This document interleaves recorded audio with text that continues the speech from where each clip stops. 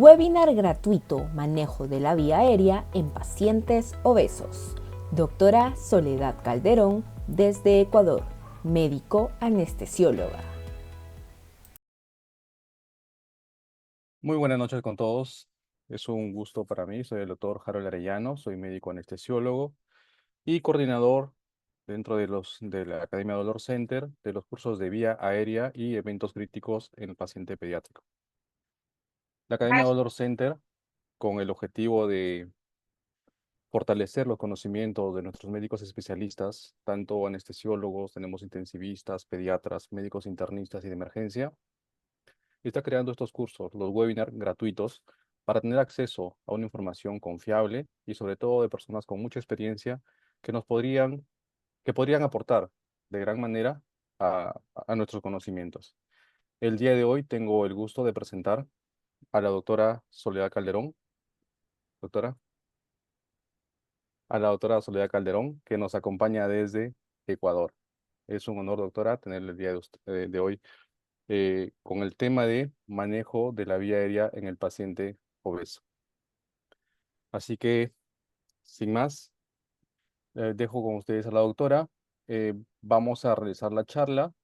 Al finalizar, se van a responder a las preguntas. Se van a responder un total de 10 preguntas, así que lo pueden hacer a través del chat. Eh, y si hubiera un exceso de preguntas, lo vamos a responder posteriormente en los correos electrónicos. Bien, entonces, doctora, dejo con usted el escenario Ok. para poder conocerla.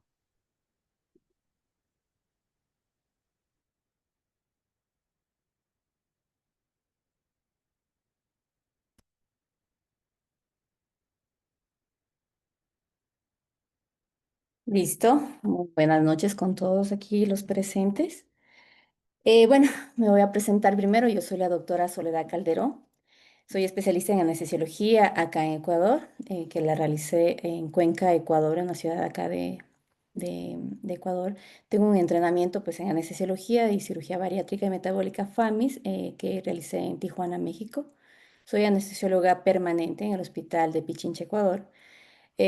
También soy jefa del servicio de cirugía bariátrica en el Hospital Clínica Araujo en una ciudad de Ecuador que se llama Santo Domingo. También soy miembro de la unidad de cirugía bariátrica, obesidad y metabólica aquí en Ecuador y soy anestesióloga en las clínicas hospitales de algunas ciudades como Puerto Viejo y Manta. Listo. Entonces, bueno, gracias, doctor Arellano, por haberme invitado esta noche a este webinar y poder compartir con cada uno de ustedes este tema tan interesante, y a veces un poquito temido por todos los anestesiólogos en el área en que trabajamos con pacientes obesos y tanto en quirófano como en salas de emergencia, hospitalización. Bueno, vamos a comenzar. Lo primero que les quería decir que obviamente a nivel mundial pues se ha incrementado el número de pacientes tanto obesos y que también cursan con obesidad. Este aumento pues ha ido a padecer que ha aumentado también la incidencia de esta vía aérea. Entonces, para el manejo de esta vía aérea en pacientes obesos, les quiero dejar, en esta clase lo que vamos a revisar pues obviamente son algunos algoritmos para poder manejar la vía aérea en los pacientes y con ello poder identificar pues cómo va a ser una vía aérea difícil en estos pacientes obesos. Y además vamos a revisar qué recursos, depende de los recursos que tengamos en nuestros medios de trabajo para poder utilizarlos. Y así algunas características de los pacientes obesos. Ya. Entonces, ¿por qué es importante saber el manejo de esta vía aérea en pacientes obesos? La Organización Mundial de la Salud arroja datos que dice del 2024 para acá, que dice que uno de cada ocho personas tienen obesidad al momento, ¿no? Quiere decir más o menos unos 1.000 millones de personas aproximadamente. Estos datos han ido incrementando a lo largo de muchos años, obviamente por los cambios de estilo de vida que tiene presente el mundo y data desde 1990, donde dice que que se duplicó esta obesidad en adultos y se cuadriplicó en nuestros adolescentes. Ya para el año de pandemia, que fue el 2020, muy difícil para cada uno de los que trabajamos en vía aérea, difícil y sobre todo con pacientes obesos, con obstrucciones respiratorias graves. Existen datos que existieron más o menos unos 890 millones de personas obesas adultos. Y se estima que en el 2035, pues la mitad de la población a nivel mundial tendrá ya sobrepeso y obesidad. Más o menos hablamos de 4.000 millones de personas a nivel mundial. Entonces nos planteamos la primera pregunta, que sería, en estos casos, ¿todo paciente quirúrgico obeso, por definición, siempre va a ser una vía aérea difícil? Para poder descartar esta duda, pues siempre vamos a querer ver primero qué es un paciente obeso y qué es una vía aérea difícil. La Organización Mundial de la Salud nos arroja datos según estos grados de obesidad para clasificar a un paciente obeso y le da como datos de obesidad grado 1 en adelante. Obesidad grado 1 que vendría a ser con un índice de masa corporal de 30 a 34,4, una obesidad grado 2 que vendría a ser de 35 a 39,9, la obesidad grado 3 o mórbida que vendría a ser ya de 40 a 49,9. Y también nos arroja datos ahora con el aumento de esta obesidad a nivel mundial, pues ya con superobesidades con un índice de masa corporal de 50 a 69,9. Y también nos arroja también datos de ultraobesidad cuando ya están superior a un índice de masa corporal de 70. Entonces, lo que más nos interesa, aparte de estos grados de obesidad, lo que más nos interesa a nosotros los anestesiólogos o a los que trabajamos con pacientes obesos es en dónde está esta obesidad, en dónde está localizada. Puede ser a nivel central o cérvico facial y con ello, pues así nos va a condicionar si el paciente va a tener una vía aérea difícil, tanto anatómicamente o también puede tener implicaciones fisiológicas. Ok, entonces el paciente obeso siempre va a cursar con un síndrome de hipoventilación. ¿Y por qué va a cursar con este síndrome de hipoventilación? Porque existen pacientes que, como digo, tienen un índice de masa corporal mayor a 30 kilogramos por metro cuadrado, y estos van a cursar por dos cosas, que son hipoxemia e hipercalmia. ¿Y por qué se da esta hipoxemia y la hipercamia? Porque hay una disminución de la vía aérea posterior en los pacientes y algunos pacientes ya cursan con algunos sagos en general. Entonces, para poder definir qué es una vía aérea difícil, en cambio, ya esta guía, que es de la Sociedad Americana de Anestesiología, nos arroja la última definición que dice que es una situación clínica donde se presenta dificultad o falla en uno o más de los siguientes aspectos. Por ejemplo, dificultad o falla en la ventilación con máscara facial. Obviamente, ya que en estos casos hay más salida de gases de lo que ingresa al paciente, obviamente, y en realidad el paciente no se está ventilando adecuadamente. Otro aspecto sería la dificultad o falla en la laringoscopía al realizarla, porque obviamente no se puede ver las estructuras de la cavidad oral. Otra sería la dificultad o falla en la colocación o el uso de los dispositivos supraglóticos. Otra es la dificultad o falla en la intubación. Obviamente en la intubación porque puede ser que tengamos una buena laringoscopía, pero por condiciones anatómicas del paciente no se pueda en estos casos lograr intubar. Y otra también nos dice que es la dificultad o falla en la extubación en nuestros pacientes con vía aérea difícil. Al final de toda esta charla vamos a hablar un poquito de esta parte de la extubación en vía aérea difícil paciente obeso. Y también nos habla de una vía quirúrgica fallida, que no se puede realizar en estos casos. Entonces, recordemos, paciente obeso. Todo paciente obeso tiene un exceso de grasa, como había dicho, del tejido graso a nivel de cuello, a nivel de tórax, como vemos en estas imágenes aquí, en el abdomen, en la faringe, en todo lado. Entonces nos va a dificultar sobre todo el abordaje completo de nuestros pacientes. Hay estudios que nos dicen que hay una evidencia de una asociación, en este caso, entre obesidad y una vía aérea difícil. Pero esta no es significativamente estadística. Es por eso que un paciente obeso no siempre es una vía aérea difícil.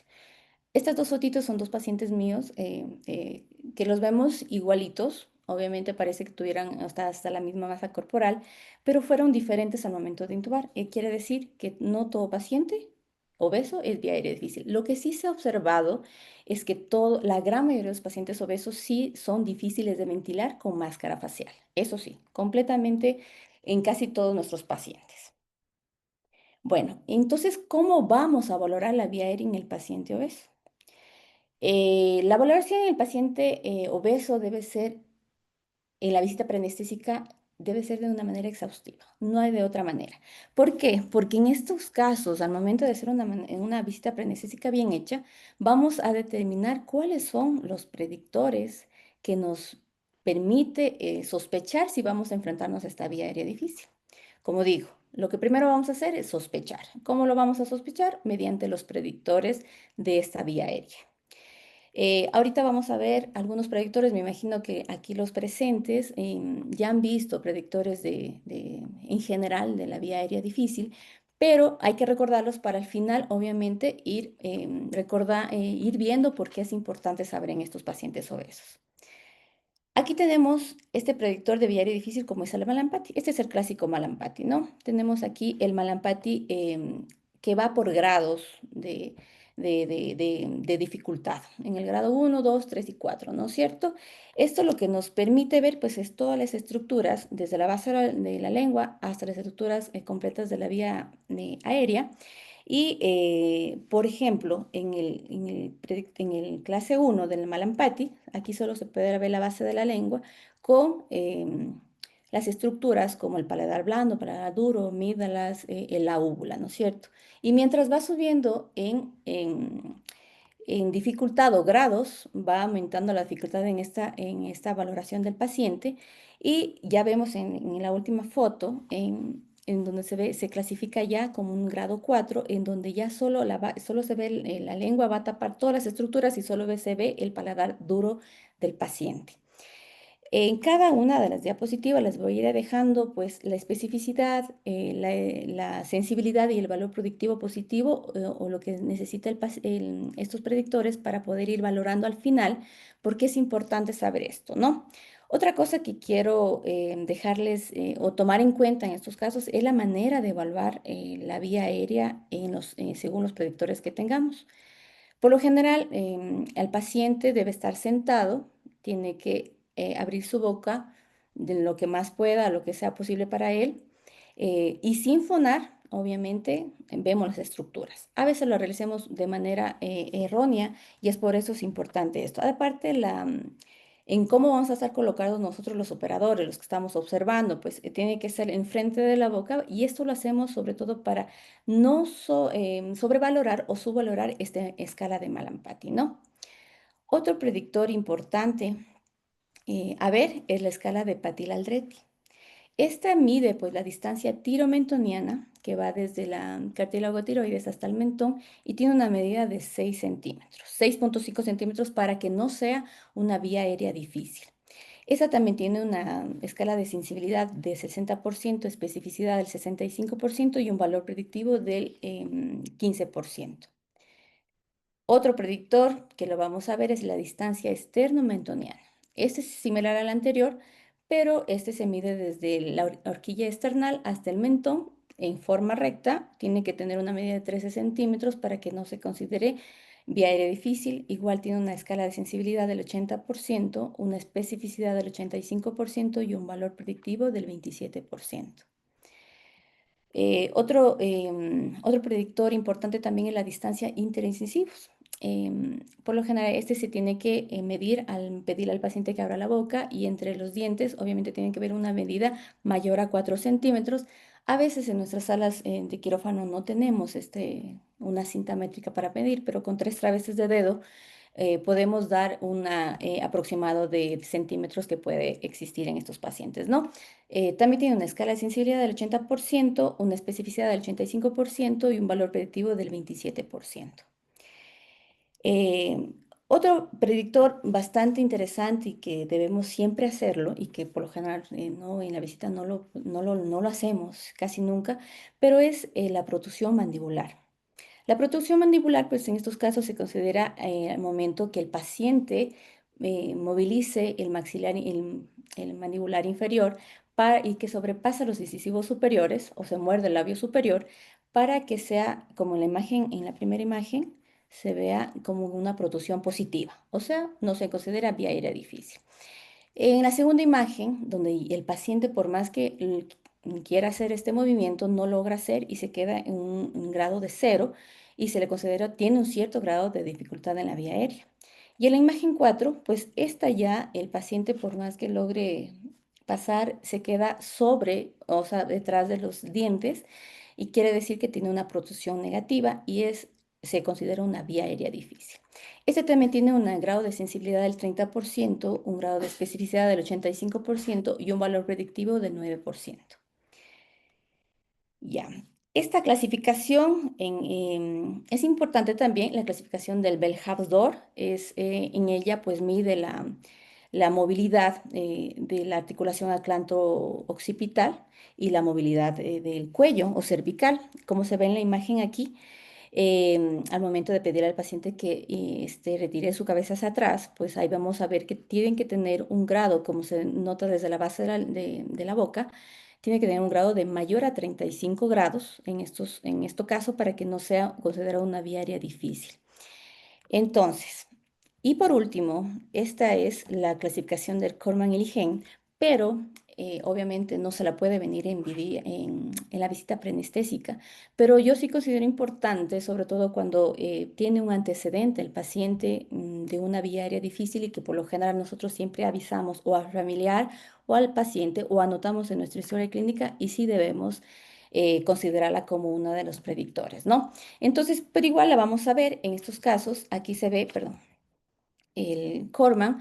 Tenemos que valora, pues obviamente al momento de hacer la laringoscopía directa, pues todas las estructuras de la cavidad oral. En estos casos, como vemos en el Corman 1, en la primera imagen, ya se observa pues todo el anillo glótico y se le considera una vía aérea fácil, ¿no?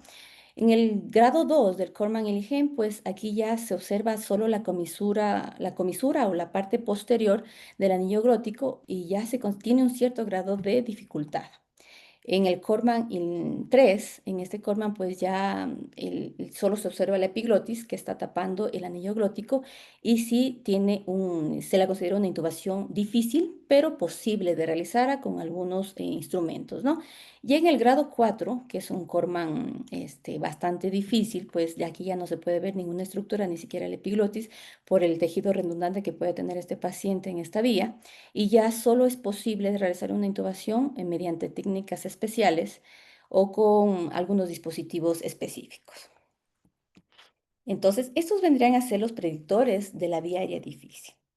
Recordamos rapidísimo, para mí lo más importante en estos casos es el antecedente de una vía aérea difícil, que tenga una distancia tiro-mentoniana menor a 6 centímetros, que tenga una incapacidad de morder el labio superior, o sea, una protrusión negativa, y una apertura oral menor a 3 centímetros, un Mallampati, sobre todo el 3 y el 4, y un Bell-Hapsdor menor de a 35 grados. Como decía, aquí está la escala, o sea, son la parte de la sensibilidad, especificidad y el valor predictivo de cada uno de estos predictores que acabamos de ver. ¿Por qué es importante esto? Porque una sola escala o una sola clasificación, pues no nos va a decir si va a ser una vía aérea difícil de manera exacta. Tiene que ser la suma de varios para que tenga una fuerza mayor que el poder individual de cada una de ellas. Es por eso que es importante valorar todas esas escalas y predictores y clasificaciones en la visita preanestésica de nuestros pacientes obesos, ¿ya? Hablando de la vía aérea del paciente obeso, a veces también nos olvidamos de este predictor tan importante como es la circunferencia del cuello. Como dije anteriormente, este aumento del tejido graso en las estructuras del cuello, ya sea velopalatina, retrofaringeas, mejillas, submandibulares en general, pues van a aumentar el riesgo de que tengamos una intubación fallida. Existen, cuando existen, por ejemplo, circunferencias de cuello mayores a 40, va a dar un valor predictivo o una probabilidad de que exista un fallo en la intubación, pues más o menos de un 5%. Y cuando ya son mayores a 60 centímetros, pues el fallo va a ser aproximadamente del 35%. Además de esto, con esta circunferencia de cuello va a limitar pues la movilidad del cuello y las distancias como predictores que ya vimos. Y no solamente hay predictores de vía aérea difícil, también existen predictores de inserción difícil con dispositivos supraglóticos. Entre ellos está el sexo masculino, que sea de sexo masculino, que tenga una edad mayor a 45 años, que tenga una distancia tiromentoniana menor a 6 centímetros y que tenga una clasificación de Bell-Happs-Dohr menor a 35 centímetros. Esto es para el dispositivo supraglótico. Eh, Espérenme un ratito.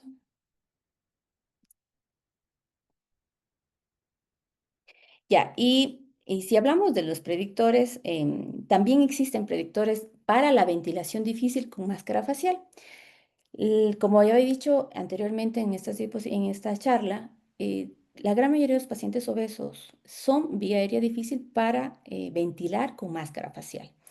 Entre ellos está pues que tenga un paciente obeso con un índice de masa corporal mayor a 30, que sea un paciente edéntulo total completamente, porque obviamente va a alterar la fisionomía de la cara del paciente o las estructuras alrededor de la boca, que tenga presencia de barba. En los pacientes con presencia de barba, porque no vamos a lograr sellar bien nuestra máscara en el paciente, la presencia de un paciente roncador. Siempre hay que indagar en si el paciente es roncador, ya que esto obviamente nos va a dificultar pues que pase el aire a través de la vía aérea hasta los pulmones, y por ello hay que indagarlo completamente, porque hay pacientes que roncan y otros que no saben que tienen un SAOS ya por diagnóstico, y obviamente esto va a dificultar completamente son potenciales de una obstrucción mecánica de la vía respiratoria.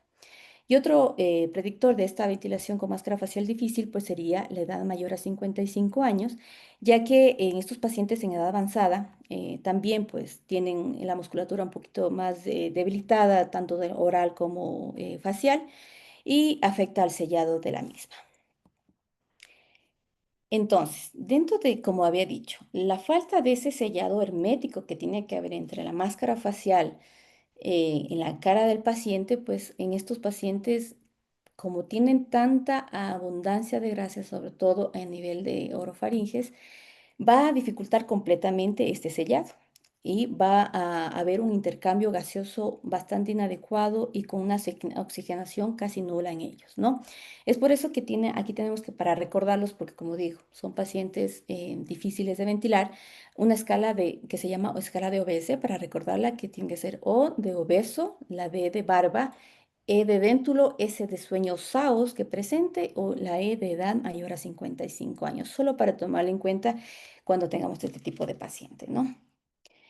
Entonces, aparte de todas las características anatómicas que ya acabamos de ver, también quiero introducir este tema, también el tema de una vía aérea fisiológica, ya que estas alteraciones fisiológicas en estos pacientes conllevan a un riesgo alto, sobre todo de un colapso en la intubación, o también dificultad en el intercambio gaseoso.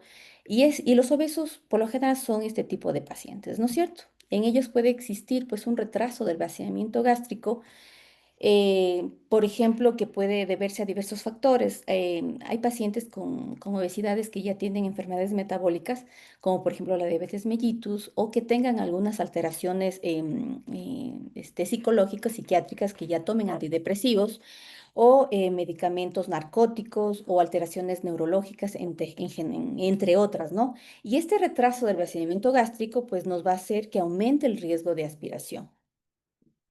Ya, otra parte fisiológica del paciente que podemos ver, pues es el aumento del gasto cardíaco. Al final, este aumento del gasto cardíaco en nuestros pacientes lo que va a hacer es que produzca una disfunción biventricular en nuestros pacientes, que puede deberse a diferentes factores de salud añadidos a esta obesidad también. Hay pacientes que ya vienen con anemias graves, que tengan, por ejemplo, alteraciones cardíacas como fístula arteriovenosa, taquicardias supraventriculares, patopatías terminales también, obviamente. Y esto lo que nos va a llevar pues, es a esta disfunción que hace que aumente el gasto cardíaco o se disminuya este gasto cardíaco con el oxígeno, para poder preoxigenar o oxigenar a nuestros pacientes.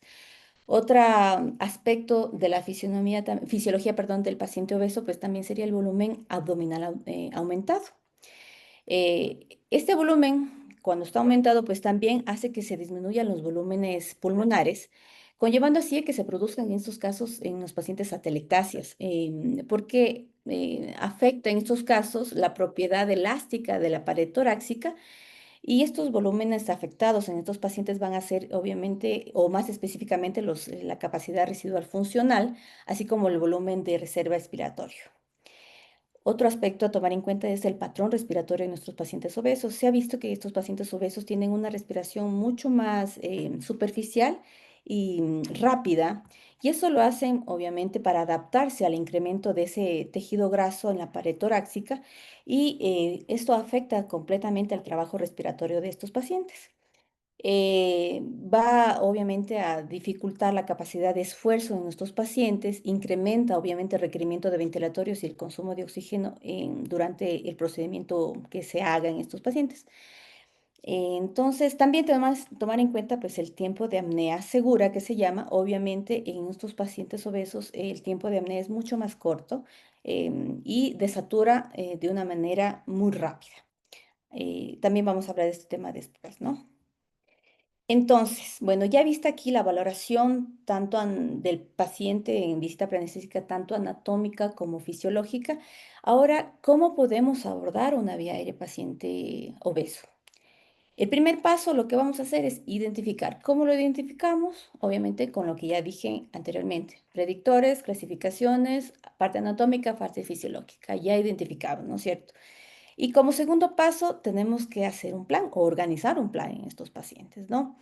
Para organizar un plan, pues existen algunos algoritmos o algunas guías ya establecidas, como por ejemplo esta guía que es la del Departamento de la Vía Aérea Difícil del Reino Unido, que esa nos da una clasificación o nos dice que tenemos que hacer planes, el plan A, plan B, plan C y plan D, ¿no es cierto? En el plan A, como habla de la laringoscopía, por ejemplo, si hacemos una laringoscopía y si el paciente se logra intubar, no pasa nada, continuamos con nuestra anestesia general, ¿no? Pero si hacemos una laringoscopía y esta laringoscopía falla, pues obviamente vamos a primero a tener que utilizar un dispositivo supraglótico. Este dispositivo supraglótico, si funciona, continuamos, pero vamos a fijarnos si ya funciona el dispositivo supraglótico, pero vamos a hacer lo siguiente. Primero, o consideramos que despertar al paciente, obviamente, si es que la cirugía lo permite, o hacemos una intubación por medio del dispositivo supraglótico, que sí se puede realizar, o hacemos el procedimiento sin la necesidad de hacer una intubación orotraqueal, o ya hacemos una vía quirúrgica de emergencia, ¿no es cierto? También nos dice que si, obviamente, si el dispositivo supraglótico falla, nos devolvemos a una ventilación con máscara facial. Si la ventilación con máscara facial funciona, continuamos, nos relajamos un poquito, el paciente no corre en ese momento peligro de algún peligro grave, y ahí sí consideramos despertar al paciente. Pero si no podemos intubar, si no podemos ventilar, pues directamente nos mandan al plan B, que es un procedimiento de emergencia con una cricoterotomía, ¿no? A ver. Ya. ¿Y de qué depende, pues, nuestros planes que estaba hablando en este momento? Van a depender mucho, pues, de que el paciente, de lo que tengamos en nuestros medios de trabajo. Por lo general, tenemos en las clínicas y hospitales, creo que todos los países, pues, un laringoscopio convencional con sus diferentes palas, con sus diferentes modelos en nuestra sala, ¿no es cierto? Y ya cuando trabajamos con pacientes obesos, pues podemos ya tener un videolaringoscopio muy útil y un fibrobroncoscopio. ¿Y esto para qué? Pues para poder tener un plan o tener más claro un protocolo individualizado en cada área donde vayamos a trabajar, porque siempre nos vamos a tener o nos vamos a topar con un paciente obeso, ¿no? Em, ya, entonces, en estos casos, tenemos aquí esta guía. Este es un algoritmo de la Sociedad Americana de Anestesiología que nos dice cómo vamos a entubar un paciente de vía aérea difícil. Les voy a resumir un poquito de qué es lo que nos habla esta guía. Es un poquito larga, pero sí fácil de entenderla. Dice, por ejemplo, en primer paso, lo que vamos a hacer en estos pacientes es sospechar. Sospechamos que si hay una laringoscopía difícil, ¿no es cierto? Si sospechamos, y aparte de ellos, vamos a sospechar que existirá una ventilación difícil en nuestros pacientes con máscara facial o dispositivo supraglótico, aparte de ello que tengan un riesgo grande, pacientes que tengan riesgo de aspiración o que tengan una rápida desaturación o una sospecha de una vía quirúrgica invasiva que sea fallida, pues ellos nos recomiendan que hacer una intubación en paciente despierto. Si no tiene ninguna sospecha, pues hacemos una anestesia normal, ¿no? Y si hacemos un primer intento en paciente despierto y lo logramos, pues listo, no pasa nada, continuamos con nuestra cirugía. Pero si no podemos al primer intento intubar, pues en estos casos, ellos lo que nos dicen es utilizar ya dispositivos específicos como fibrobroncoscopio o videolaringoscopio o en estos casos ya posponer la cirugía. Si nos vamos por el otro lado, a ver, si nos vamos por este lado de acá, donde nos dice que ya consideramos pues que, o nunca vamos a considerar una vía, nos sospechamos de una vía de difícil en estos casos. Y lo que en ellos nos dicen que si no la podemos intubar al paciente, debemos limitar pues el número de laringoscopías que realicemos en este paciente. Y tenemos dos opciones en este caso. Ventilar nuevamente con máscara facial. Esto puede ser de manera adecuada e inadecuada. Si es de manera adecuada, no pasa nada, nos relajamos un poquito y continuamos. Pero si no podemos ventilar con máscara facial, pues ahí tenemos que comenzar con un dispositivo supraglótico. Si podemos con el dispositivo supraglótico, genial, podemos continuar con la cirugía, pero si no hay cómo hacer tampoco con dispositivo supraglótico, pues ya vamos a una vía aérea de emergencia. Como siempre digo, en las salas de emergencia, obviamente para hacer este procedimiento siempre nos apoyamos de nuestros médicos cirujanos para que nos puedan ayudar con este abordaje. Nosotros no lo hacemos siempre, obviamente, porque no nos pasa todos los días y por eso la experticia de los cirujanos es muy importante en nuestra sala para hacer un grupo grande de una vía difícil en estos pacientes, ¿no? Entonces, ¿cuáles son los mecanismos que tenemos para poder abordar en este tipo de pacientes? Para poder abordar, necesitamos primero preparar al paciente, ¿no es cierto? ¿Y cómo lo preparamos? Primero con una preoxigenación, sobre todo los pacientes obesos. Existen, por ejemplo, indicaciones de hacer una preoxigenación a capacidad vital forzada, que esto consiste pues en realizar respiraciones profundas y rápidas, utilizando la mayor cantidad de aire que el paciente puede inhalar y puede exhalar. ¿Y con qué objetivo lo vamos a hacer? Primero es con el objetivo de aumentar las reservas de oxígeno, específicamente pues la capacidad residual funcional, y segundo, pues retardar la desaturación en nuestros pacientes. Entonces, ¿cómo la vamos a realizar? Esta preoxigenación primero, ¿no es cierto? Por lo general siempre lo que hacemos nosotros es una ventilación con FiO2 al 100% de 3 a 5 minutos, normalmente en todo paciente, ¿no es cierto? Pero también podemos utilizar, como decía, esta preoxigenación como 4 ventilaciones a capacidad vital forzada por 30 segundos o 8 ventilaciones a capacidad vital forzada por 60 segundos. En el paciente obeso, por lo general, ellos en posición supina no toleran totalmente esta posición, obviamente. Y por más que nosotros pongamos, como vemos aquí en la imagen, una almohada que más o menos va a unos 8 centímetros o hacemos la posición de olfateo, no va a ser bien tolerada por estos pacientes. Es por ello que necesitamos ya tener pues una posición en rampa. Es obviamente importantísimo y ventajoso tenerlos en esta posición en rampa.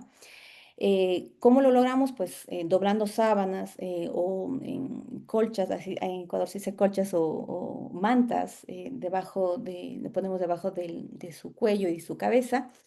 Eso lo hacemos obviamente para lograr obtener una alineación horizontal pues entre el conducto auditivo externo y también el plano del esternón, y así alineamos todos los ejes oral, faríngeo, laríngeo, ¿no es cierto? También se lo puede hacer a esta posición en rampa con ya diseños establecidos para ellos, como son la espuma preformada de RAM, que se llama, como está en la imagen, o el llamado también almohada de Ofwat. que son específicos, por lo general en nuestros hospitales no hay, pero se puede diseñar con estas sábanas, ¿no? Entonces, aparte de que nos van a ayudar a alinear los ejes, esta posición en rampa, lo que nos va a ayudar también es a reducir la presión abdominal, porque el diafragma, desplazando así el diafragma y hacia abajo la cavidad abdominal. Y así compensamos toda la flexión también de la cabeza, del acúmulo de grasa detrás del cuello, y así mejoramos pues la visión glótica al momento de hacer la laringoscopía. Todo esto, ¿qué nos va a mejorar? Pues la posición en rampa de nuestros pacientes para la preoxigenación, pues nos va a mejorar la oxigenación, nos va a mejorar la mecánica pulmonar en los pacientes, el tiempo de apnea segura que necesitamos, va a disminuir los efectos de hemodinámicas alterados, pues reduce también las atelectasias en estos casos y disminuye también el desequilibrio que existe de ventilación-perfusión. Y siempre que la cirugía nos permita y que podamos tenerla en esta posición, sería importantísimo mantenerla toda la cirugía, obviamente con las debidas precauciones de no movimiento del tubo, de la cabeza en general de los pacientes, ¿no?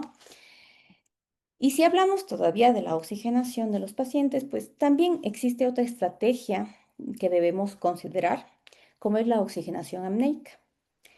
La oxigenación apneica, ¿en qué consiste? Pues ella es la utilización de dos dispositivos, como la primera podría ser una máscara facial con un fío, que se dé un fío 2 al 100%, una fracción de inspirada de oxígeno al 100%, y la segunda sería una cánula nasal que dé un alto flujo. ¿Y esto qué nos va a permitir?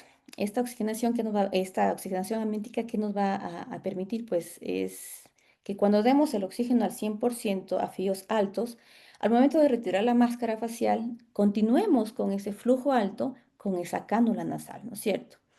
¿Y por qué hacemos esto? Normalmente, ¿qué es lo que pasa? Normalmente, lo que pasa es que ingresa el aire a través de un gradiente o diferencia de presión entre la presión atmosférica y la presión pleural, ¿no es cierto? Esa presión pleural lo que va a hacer es, en estos casos, es negativa, ¿no es cierto? Por acción del músculo diafragma que al momento de ponerse en contracción, este músculo se va a poner en horizontal. Y hace que este medio de gradiente, por este gradiente de presión de aire pase y llegue directamente al alveolo, ¿no es cierto? Pero, ¿y qué va a tener ese alveolo? Pues va a tener gran cantidad de nitrógenos, oxígeno, y ese oxígeno va a llegar a ese alveolo, como digo, por difusión de gradiente de concentración y va a pasar del alveolo a la sangre para que ésta sea oxigenada completamente. Pero ¿qué pasa en nuestros pacientes? Obviamente, si ya estamos en apnea, pues obviamente el paciente está relajado, entonces no tiene ese efecto del diafragma. Entonces, básicamente va a estar, el alveolo de este paciente va a estar llenándose de oxígeno, o dependiendo del flujo alto que demos por esa cánula y por esa máscara laríngea. Otro mecanismo que es importante saberlo, que se produce en estos pacientes también, es la contracción del miocardio. Imaginémonos que al lado de este alveolo está el corazón, ¿no es cierto? ¿Qué es lo que va a hacer el corazón? Cuando hace contracción, va a hacer que exista un movimiento de ese alveolo, que se contraiga y se expanda, ¿no es cierto? Y obviamente este alveolo no va a ser a la medida de una ventilación normal, simplemente es por la contracción del mismo corazón y no es de todos los alveolos, obviamente. Pero lo que sí va a proporcionar, pues, esa contracción del corazón en este alveolo, es que exista un intercambio mejor de gaseoso de oxígeno en estos casos, y ¿qué es lo que va a hacer? Pues aumentar en estos casos el tiempo de apnea en nuestros pacientes, y el tiempo de apnea en una vía aérea difícil es el punto clave para tener en cuenta en todo paciente, ¿no? Ya. Y si tenemos un mayor tiempo de apnea, pues que el paciente no desature, si es posible, menos del 90%, o incluso lo podemos decir debajo del 60%, pues sería algo exitoso para poder tener una cirugía completa y sin complicaciones durante el procedimiento. Y obviamente este tiempo de apnea va a depender no solamente de estos algoritmos, sino también va a depender pues, de las condiciones en las que entremos a nuestros pacientes a quirófano, ¿ya?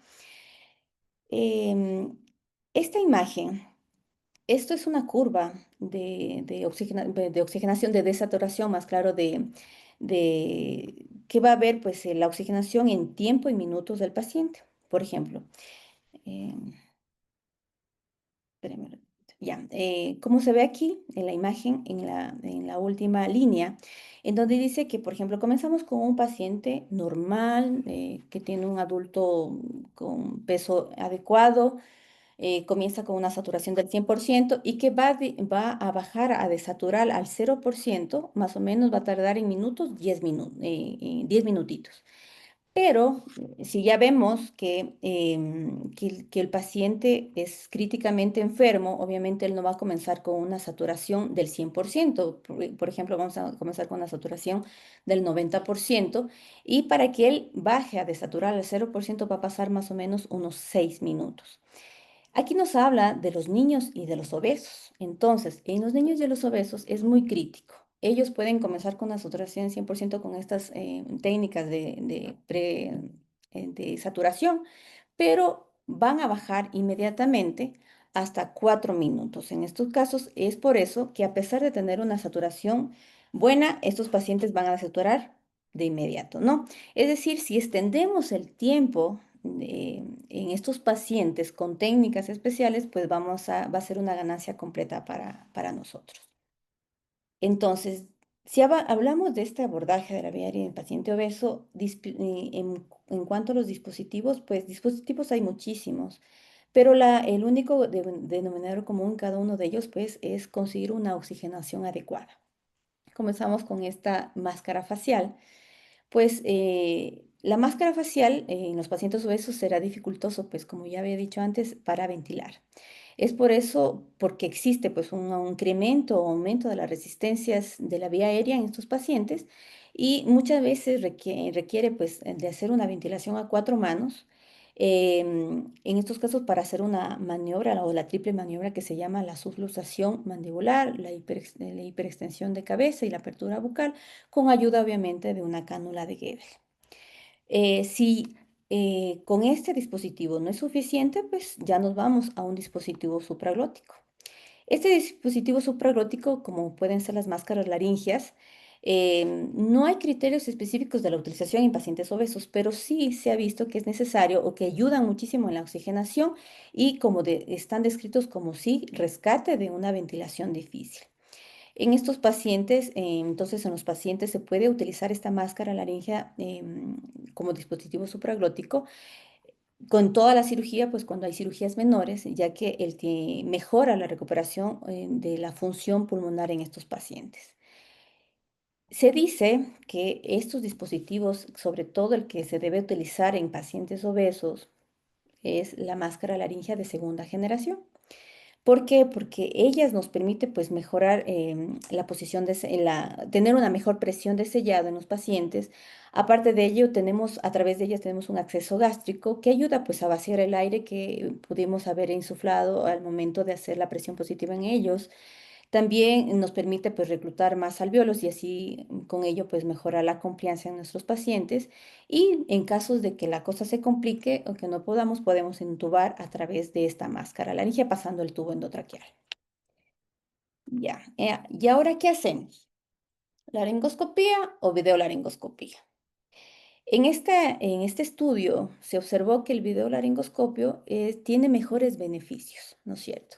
Aunque la gran mayoría de nosotros los que estamos en esta sala, yo creo que los anestesiólogos, si vemos un paciente obeso, pero que no tiene predictor de una vía aérea difícil, lo que vamos a hacer es utilizar o hacer la intubación mediante una laringoscopía convencional, obviamente con la ayuda de esto, de lo que tenga en las palas en nuestro quirófano, un mango corto, por ejemplo, una guía metálica como ayuda en el tubo o las maniobras específicas para poder intubar.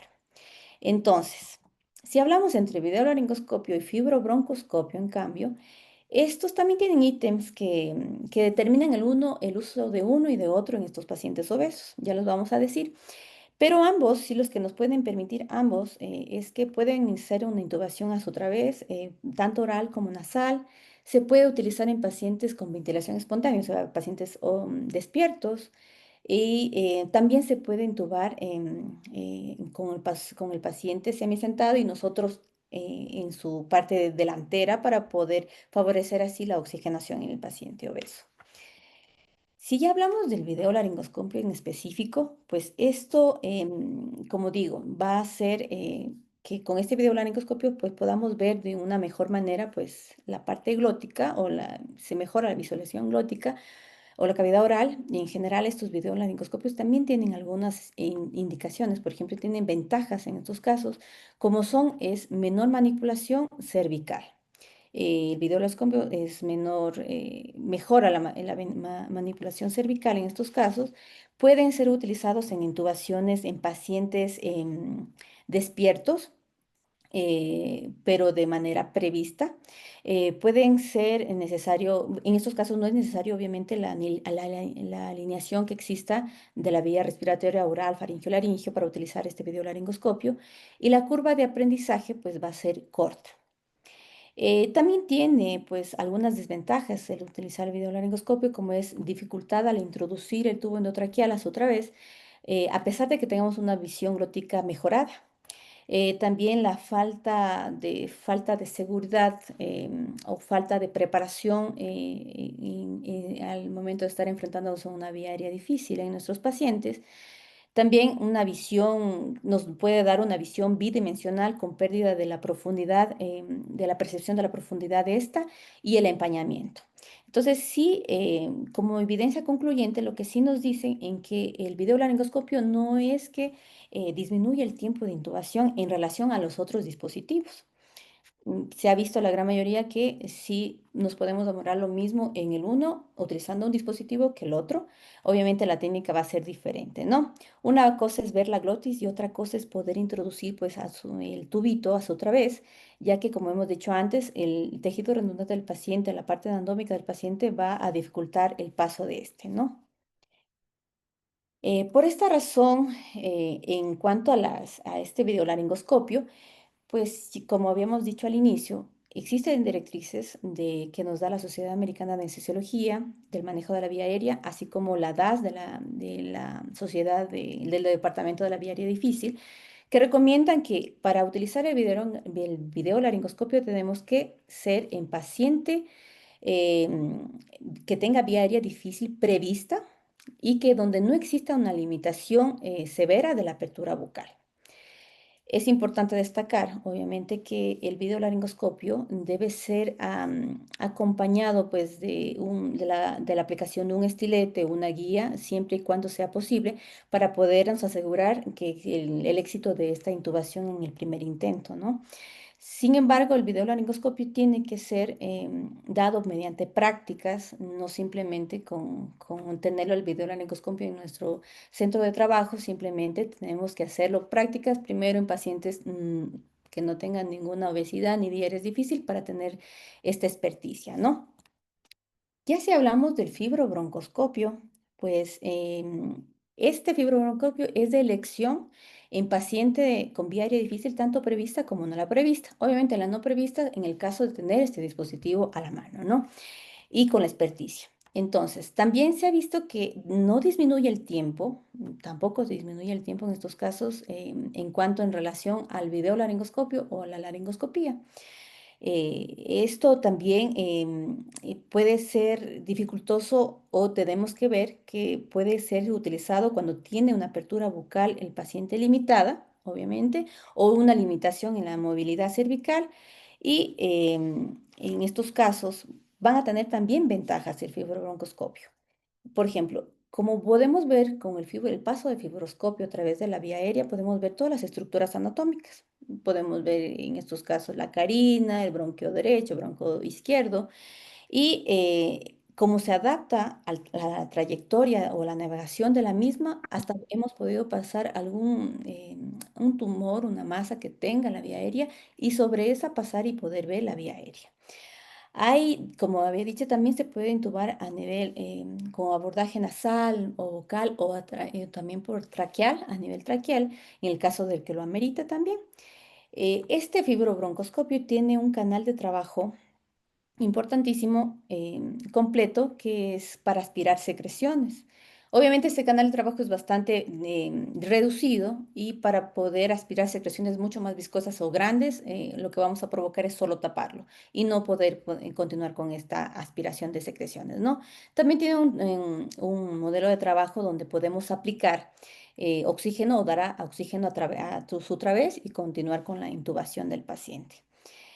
Como había dicho antes, pues es efectivísima en pacientes con vía aérea prevista o como no prevista, ya que al momento de pasar el fibrobroncoscopio se va a realizar de forma atraumática y obviamente de una manera más suave, ¿no?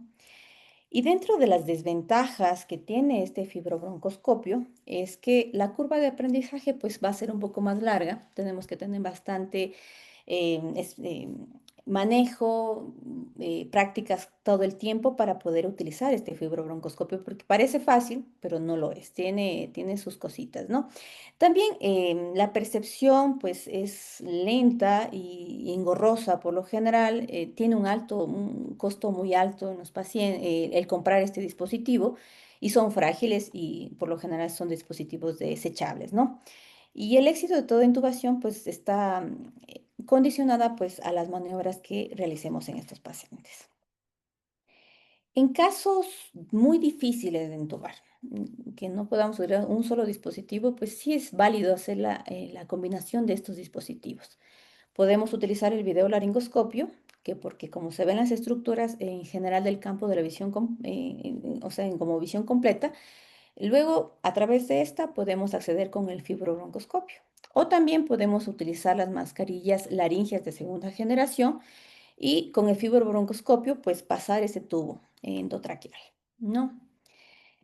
Entonces, ¿qué hacemos? En estos casos, ¿hacemos intubación despierto o intubación dormido en paciente obeso? ¿No es cierto? Como vemos en esta imagen, en el lado izquierdo vemos una imagen en donde está un paciente normal, sin obesidad, adulto mayor, adulto, perdón, en supino, ¿no es cierto? Y en el lado derecho vemos una imagen donde hay un paciente ya obeso en supino. ¿Y qué es lo que vemos aquí? Como vemos todo el efecto de la gravedad que afecta a la vía aérea en los pacientes. Esto va a empeorar, evidentemente, pues obviamente, al momento de perder el tono muscular en los pacientes al momento de dormirlo, ¿no es cierto? Es por eso que los pacientes van a ser beneficiados, obviamente, si la vía aérea es súper difícil, pues de una ventilación espontánea, un paciente despierto, ¿no es cierto? Y para poder hacer este abordaje en paciente despierto, pues tenemos que ver qué problemas tiene primero el paciente, si tiene una apertura bucal limitada para poder utilizar o la pala del videolaringoscopio o el fibrobroncoscopio con las consideraciones que vimos anteriormente, o si tiene la lengua muy grande y podemos pasar solo con el fibrobroncoscopio, si hay sangrado de la vía aérea en estos casos o si no se puede ver mediante fibroscopio o podemos aspirar secreciones en estos pacientes. Entonces, en la intubación con paciente despierto o la intubación traqueal con paciente despierto, pues va a ser mucho mejor beneficioso en estos casos porque podemos ver toda la parte superior de la vía respiratoria y sin la presión del tiempo de que se usa o que se hace al bloqueo neuromuscular, o sea, a la relajación neuromuscular, ¿no es cierto? Y así nos va a permitir pues que los pacientes van a estar despiertos, van a mantener sus impulsos respiratorios y así los reflejos protectores de la vía aérea. Existen, de acuerdo a las recomendaciones de LAS, o sea, de la Sociedad Americana de Anestesiología, como de la DAS, ciertas explicaciones para ser paciente despierto, como decimos. En la ASA dice que tenemos que tener la ventilación muy difícil, que no se puedan en las estructuras y que sospechemos, ¿no es cierto? O cuando hay un alto riesgo de aspiración, o cuando hay una baja tolerancia de apnea en los pacientes, o cuando existe una dificultad para el rescate de emergencia quirúrgica en estos pacientes. Y también la DAS nos dice que debemos utilizar intubación en paciente despierto cuando exista patologías tanto de cabeza y cuello, que nos dificulta este abordaje, cuando exista una reducción de la apertura bucal muy limitada, cuando exista una extensión también limitada del cuello por esto, por el aumento de esta de grasa a nivel cervical, o cuando ya pacientes que tengan SAOS o obesidades mórbidas 3 4 y la supermórbida y la mórbida, y cuando exista compromiso de la vía respiratoria, ¿no? Ellos, pues en todos ellos recomiendan hacer esta intubación en paciente despierto y la única contraindicación absoluta sería la negativa de nuestros pacientes, de este paciente. Porque también hay contraindicaciones relativas, como por ejemplo que sería que tengan alergia al anestésico local, que es uno de los medicamentos que utilizamos para poder hacer la intubación en paciente despierto, o que tenga sangrado de la vía aérea, o que el paciente no, que sea en estos casos poco colaborador. Ya, entonces, ¿cómo vamos a abordar la vía aérea en el paciente obeso, pero cuando hacemos intubación en paciente despierto? Podemos hacer una sedación. Obviamente la sedación tiene que ser muy leve y si es necesaria y no en todos los pacientes. En estos casos se debe hacer con los medicamentos que tengamos en nuestro medio de trabajo, pero el más utilizado es el remifentanil y la dexmedetomidina. Si es posible, usar un solo fármaco y evitamos en lo mayor que sea posible, pues la utilización de las benzodiazepinas. Obviamente, estas dosis deben ser bajitas para poder hacer la ventilación en nuestros pacientes y no podemos combinar varios medicamentos en su caso. El objetivo principal de esto es que el paciente pues responda normalmente a los cambios verbales en estos casos y de los cambios de la vía aérea, aparte de la ventilación espontánea que tenga él y la función cardiovascular que está en forma adecuada, ¿no? Es importante tener en cuenta o tener precaución al momento de administrar, porque obviamente si nos pasamos y lo sedamos de más al paciente, pues tiene un alto riesgo de depresión respiratoria y obstrucción de esta vía aérea y pues obviamente vamos a provocar una rápida desaturación y la falla de esta técnica, ¿no? Luego, lo más importante sería la utilización en estos casos del anestésico local. En este caso, utilizamos la lidocaína tópica en spray al 10%, que es el anestésico escogido. ¿A dosis cuánto? A dosis máxima de 9 miligramos por kilo de peso magro en pacientes obesos. Primero lo que hacemos es topicar pues de 20 a 30 splash o de lidocaína durante la inspiración del paciente por 5 minutos para poder ver si podemos en estos casos amortiguar esa zona de la orofaringe y pilares y la parte posterior de la lengua, ¿no? Antes de eso tenemos que comprobar o probar primero si está amortiguada esa parte con una cánula traumática, sobre todo si es posible con un Jan Cower. Eso es lo que también se recomienda para poder ver si está, está bien hecha la anestesia tópica en estos pacientes, ¿no? Y en el caso de ser inadecuado, pues tenemos que replicar esta dosis de lidocaína hasta la dosis máxima, como dije, de 9 miligramos por kilo de peso para evitar una sobredosificación en los pacientes e intoxicación del mismo, ¿no? Otra cosa que tenemos que tomar en cuenta es que todo el tiempo que estemos haciendo esta intubación en paciente despierto tiene que estar oxigenado el paciente con altos flujos. Y otra cosa es tomar en cuenta cómo vamos a ejecutar este abordaje. Primero, seleccionar el tubo, que por lo general que escogemos tubos pequeños por el paso mismo del fibrobroncoscopio y para ver por qué no puede pasar el tubo también. El paciente debe estar en posición sentada, obviamente si es posición en rampa mucho mejor. Aseguramos pues que nosotros podamos ver en todo el tiempo el monitor para poder ver si hay algún cambio, puede haber bradicardias también en los pacientes. Lo que también nos habla en esta parte de la ejecución, tenemos que aspirar secreciones todo el tiempo y para hacerlo tenemos que ver y visualizar completamente con este videolaringoscopio o lo que estemos haciendo con intubación para no dañar la mucosa de la orofaringe. Y antes de hacer la intubación, pues tenemos que comprobar mediante verificar el tubo que pase por, ya sea por videolaringoscopio o por fibrobroncoscopio en estos casos, ¿no? Ya. Bueno, ya para terminar esta charla, pues sí me gustaría hacer un poquito de referencia pues a la extubación en paciente con vía aérea difícil. Ya que al final de tanto esfuerzo que tuvimos para intubar, nos queda como en un segundo paso esta de la extubación y no debería ser así. Deberíamos ya hacer un plan de cómo vamos a extubar a nuestros pacientes. Es por eso que ya existen guías que nos dan su manejo de la vía aérea para extubación del paciente. Esta es una guía de la DAS donde ya nos habla de cómo vamos a proceder. Nos da 4 pasos. En el paso 1, que sería planificar la extubación. En el paso 2 ya sería preparar la extubación. Tiene un paso 3 que ya es extubar y el paso 4 pues ya son los cuidados post-extubación, recuperación y seguimiento del paciente, ¿no?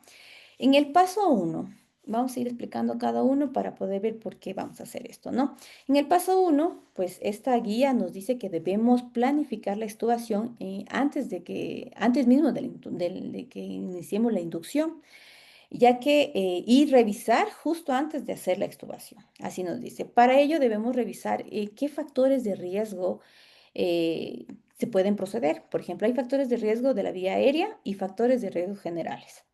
Dentro de los factores de riesgo de la vía aérea, vamos a preguntarnos si existió o no una vía aérea normal o fue complicada y qué cambios va a haber en la vía aérea en esos pacientes. Por ejemplo, pueden ser previos a la inducción, como acceso dificultoso para la vía aérea, por ejemplo, que exista, son pacientes que tengan obesidades, que tengan SAOS, que tengan pacientes que tengan mucho riesgo de aspiración.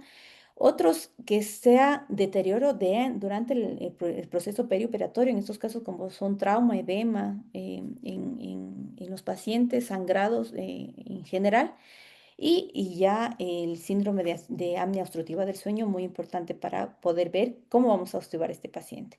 Y dentro de los factores de riesgo generales, pues obviamente ellos nos dicen que debemos ver si hay alteraciones respiratorias, existe una inestabilidad cardíaca, ya existe una alteración neurológica, una neuromuscular o una hipertermia en los pacientes, coagulopatías o alteraciones hidroelectrolíticas. Por eso nos dice que una educción suave es deseable en todo procedimiento quirúrgico. Por ejemplo, en estos pacientes, por ejemplo, la tos va a incrementar, si se produce tos, pues va a incrementar esta presión venosa y así va a incrementar pues la formación de hematomas en el paciente con compresión de la vía aérea y también de esencias de las heridas. Ya en el paso 2 que dice que ya vamos a ver cómo vamos a preparar la extubación. En ella, el objetivo de ella es optimizar la vía aérea.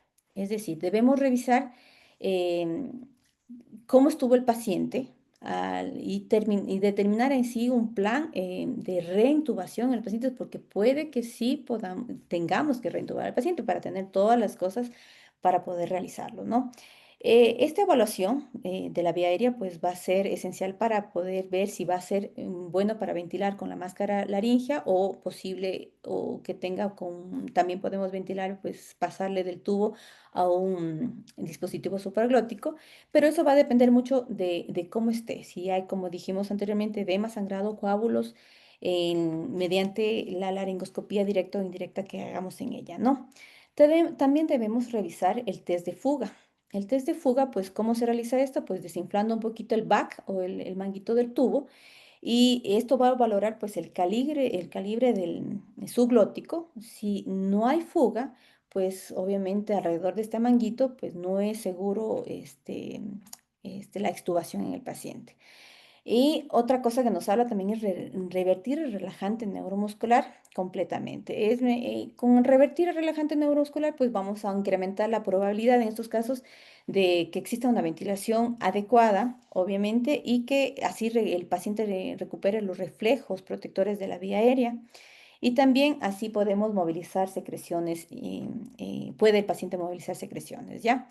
Con ello, con la reversión de la relajante neuromuscular, lo que más opcionado nos dicen es que tenemos que utilizar el Sugamadex a dosis de 2 miligramos por kilo de peso. Y si tenemos un dispositivo como el TOF, pues sería mucho mejor. Obviamente, a veces no es en todos los hospitales tenemos, pero sí, entonces por eso utilizamos el revertor en estos casos. Ya cuando hablamos del paso 3 que ya habla de la extubación, pues dice que debemos incrementar las reservas de oxígeno.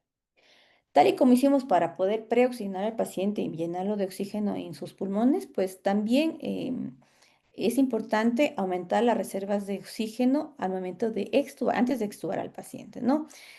También se habla de la posición del paciente, siempre recomiendan posición semisentado, sobre todo en estos pacientes obesos. Habla de aspirar secreciones todo el momento para evitar cualquier obstrucción de la vía aérea. También habla del reclutamiento alveolar. Obviamente que puede, el reclutamiento alveolar que hagamos, pues puede revertir las atelectasias, pero de manera temporal. Y también habla, pues, que tenemos que evitar que el paciente muerda el tubito. Obviamente, cuando hay una obstrucción del tubo, lo que vamos a provocar es que exista un edema pulmonar post-obstructivo muy grave en los pacientes y esto se puede evitar, pues obviamente desinflando, en este caso desinflando un poquito el BAC para evitar que tenga esa reacción el paciente y así podemos sacar el tubo de manera segura. También nos habla en esta parte de la extubación, pues utilizar la técnica de extubación con remifentanilo. Pues esta técnica, utilizar de remifentanilo, por lo general los pacientes pueden desencadenar pues tos, agitación, alteraciones cardiovasculares. Es por eso que el efecto supresor de este opioide, como el remifentanilo, a dosis baja, obviamente para despertar al paciente, va a atenuar estos efectos, ¿no? Y en casos extremos también nos habla esta guía en la extubación, pues tenemos que tomar en cuenta la traqueostomía quirúrgica en el caso de que la vía aérea sea totalmente impermeable y que no podamos, y que comprometa obviamente al final de la cirugía porque existe edema, porque existe deterioro de esta vía aérea quirúrgica. Ya. Y en el paso 4 que ya habla de los cuidados post-extubación, recuperación y seguimiento de nuestros pacientes, pues aquí nos dice que tenemos que tener un equipo de comunicación, un equipo grande, entrenado, que nos podemos estar comunicando todo el tiempo de cómo va el paciente con sus reflejos de la vía aérea y que cómo se encuentra en estos casos físicamente el paciente. Debemos utilizar en estos pacientes oxígeno durante todo el traslado, desde el quirófano hasta la sala de recuperación, el oxígeno suplementario, ¿no? Si tenemos canógrafos, obviamente con dispositivos especiales como mascarillas especiales, pues sería importantísimo porque esto nos va a dar una información temprana si es que existe una obstrucción de la vía aérea. Aparte, también nos toma en cuenta que o sea, tenemos que tomar en cuenta en estos casos signos de alarma en los cuidados de post-extubación y del paciente, porque existen signos de alarma precoces de la vía aérea como son que exista estridor, obstrucción, agitación en el paciente. Y también existen signos de alarma derivados de la cirugía en estos casos, que tenemos que tomar en cuenta, como son la presencia de drenajes por la cirugía, formación de hematomas. eh, y en estos casos, si hay formación de hematomas, a veces se produce edema también en los pacientes. Y también tomar en signos de alarma en el paciente tardíos, en este caso como son la lesión de la vía aérea y la mediastinitis. Esta lesión de la vía aérea que puede ser provocada al inicio de la intubación y que puede llevar a una vesinitis que puede aparecer posteriormente a la recuperación del paciente y que tenemos que caracterizarla a ella y decirle al paciente porque el paciente comienza con dolor, sobre todo fuerte en garganta, dolor cervical posterior, produce una disfagia también, molestias al tragar y fiebre y crepitantes en el mismo. Por eso son los signos de alarma importantísimos del seguimiento en estos tipos de pacientes también. Bueno. Bueno, y así terminamos esta pequeña charla del manejo de la vía aérea en paciente obeso. No sin antes decirles que tenemos que tomar en cuenta, en primer lugar, pues como resumen, pues de una evaluación preanestésica exhaustiva que tenemos que hacer en todos nuestros pacientes. A veces nos olvidamos de realizarla y es importantísimo. También, por segundo, sería establecer un plan de trabajo dependientemente de las posibilidades que tengamos y los dispositivos que tengamos en nuestro medio de trabajo. Ese trabajo no solo es de nosotros los anestesiólogos, sino de todos los médicos que están trabajando en sala de emergencia, sala de hospitalización y que intuban paciente obeso, ¿no? También tomar en cuenta que la posición semisentada en nuestros pacientes pues va a disminuir pues, la obstrucción de la vía aérea y favorecer así pues, la ventilación en nuestros pacientes. Tomar en cuenta también que el videolaringoscopio puede ser igual de eficiente que el fibrobroncoscopio para intubar a este paciente obeso, despierto, de manera despierta. Ojo cuando hacemos intubación por boca, o sea, por nariz en estos casos, porque los pacientes obesos pues tienen una infiltración mayor y en los cornetes y puede sangrar muchísimo y así tener un riesgo de sangrado alto en estos pacientes, ¿no? Y también tomar en cuenta que la combinación de dispositivos en casos complejos es muy útil. Es la mejor opción y necesitamos realizarlo en estos pacientes, ¿no? Bueno, muchísimas gracias por escucharme. Les presento, este es el grupo de la Unidad de Cirugía para Obesidad Metabólica y Estética acá en Ecuador. Son un grupo de bariátricos que trabajamos a nivel de todo el Ecuador. Soy la única anestesióloga de este grupo, así que gracias por esta apertura, ¿no? Gracias. Muchísimas gracias, doctora Soledad. Nos ha aclarado muchos conceptos y creo que hay detalles, ¿no?, que nos ha mencionado a tener en cuenta para la evaluación y el manejo de la viaria en un paciente obeso. Antes de pasar a las preguntas, se va a realizar el día de hoy, doctores, un sorteo de becas, de medias becas para el curso de eventos críticos en el paciente pediátrico. Aquellos que desean participar, por favor, escriben su nombre en el chat y también sus preguntas, los que desean hacer a la doctora Soledad. Doctora Soledad, la primera pregunta que hace la doctora Wendy nos dice, ¿recomienda la nebulización con lidocaína? Sí, sí, la recomiendo. Sería como uno de los pasos, sobre todo para pacientes que no toleran la topificación de lidocaína directa en la vía aérea. Entonces, como para amortiguar un poco esta situación de la nobilizar con lidocaína, sí la recomiendo, previamente a hacer la topificación, obviamente. Ujú. O sea, Ajá, sí, ambos. perfecto. Ambos, sí, sí, sí. Sí Ujú. se ha hecho, sí lo hemos realizado y ha sido un éxito mucho mejorado. Mejor, pero en eso estamos, ¿no? ¿Haces uso de la ecografía o sería útil la ecografía en la evaluación de la vía aérea difícil en el paciente obeso? Sería útil, sí, Doc, pero lo que pasa es que como por lo general en nuestras visitas preanestésicas o cuando ya vamos a evaluar pacientes en quirófano, el dispositivo, un eco, es como que más engorroso de realizarlo en ese sentido, porque no lo tenemos, la gran mayoría no lo tiene, y dos, depende del tipo de cirugía que vamos a realizar también. Ujú, Entonces, es importante tenerlo, pero no en todo lo vamos a hacer, no. ujú. Ya. Sabemos que el paciente obeso maneja cierta hipercapnia que puede ser permisiva y manejamos también el colapso del alveolo y ya, pero ¿cómo debemos aplicar nuestro ventilador para para manejar un paciente durante una cirugía? Ya cuando estamos en la ¿Cuánto de cirugía. PIP? Ajá. ¿Cuánto de PIP? ¿Volumen tidal? ¿A Vol- cuánto eh, de FIO? el volumen ideal siempre manejándolo de 6 a 7 por kilo de peso y los PIP siempre tienen que ser altos. El PIP mayor, obviamente, si es posible de 10 a 15 no hay ningún problema porque lo que queremos es abrir al alveolo en estos casos. Ujú. Ujú. Cuando consideramos el volumen tidal de 6 a 7, ¿consideramos como un peso ideal o hacemos algo especial con una fórmula en especial? No, en esos casos sí podemos hacer con peso ideal. Obviamente vamos a ver el grado de obesidad. No todos los Ujú, pacientes tenemos que también manejar con los pesos controlados en en estos pacientes porque no todos van a ser, como digo, vamos a manejar un paciente obeso en dependencia a los grados también de obesidad. Entonces tenemos que utilizar en estos casos con peso magro en pacientes que no tengan un grado muy alto y ya un peso obviamente calculado en pacientes con obesidades súper altas, muy altas, ya índices mayores a 60, perdón, de 50 para arriba. Ujú. ya. El doctor Juan José Pereira dice, doctora, buenas noches, felicitaciones por la charla. La pregunta es, ¿el paciente obeso con apnea obstructiva del sueño, se recomienda usar CPAP tempranamente en caso lo use el paciente? Sí, el CPAP es importantísimo a todo paciente con SAOS.